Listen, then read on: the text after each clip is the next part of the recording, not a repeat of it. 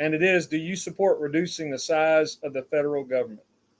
Absolutely. One of the things that I would like to do is to start, putting some of these Department of whatever, these 3-letter agencies that we have in government, put them on the chopping block.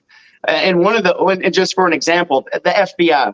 I'm not really sure what the purpose of the FBI is, because every single state in our country has their own state law enforcement agency, right? So I don't know what we need the FBI for. So that's going to be one of the first things to go. The last thing that, one of the powers that Congress just granted them with the NDAA was the extension of the FISA, that Section 702, which grants them the permission to spy on American citizens without a warrant. And they're just being weaponized against us citizens. And, without them having an original purpose to begin with, I think it's one of the main first departments that I'll be looking to see what we can't do about getting rid of.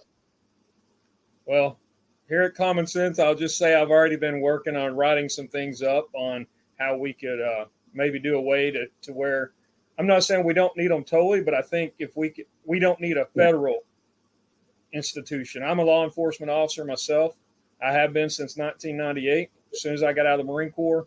And so one of the things I believe is, if anything, we could refund that to a USBI or something like that, and do voted in like sheriff, something to where there's somebody regulating them.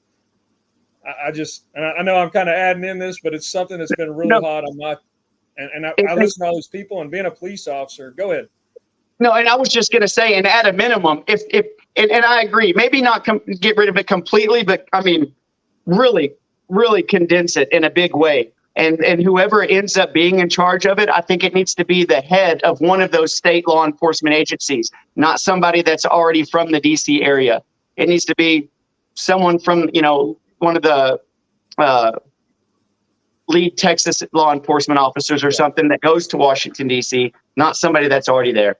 So would you consider something like what I was talking about, maybe having like how our Senate is, to where we have 2 representatives from each state, and then maybe someone that's elected from within that group to be the head of the agency? Yeah. I mean, I've never thought. That's some of my common sense that I came up with. It just makes sense.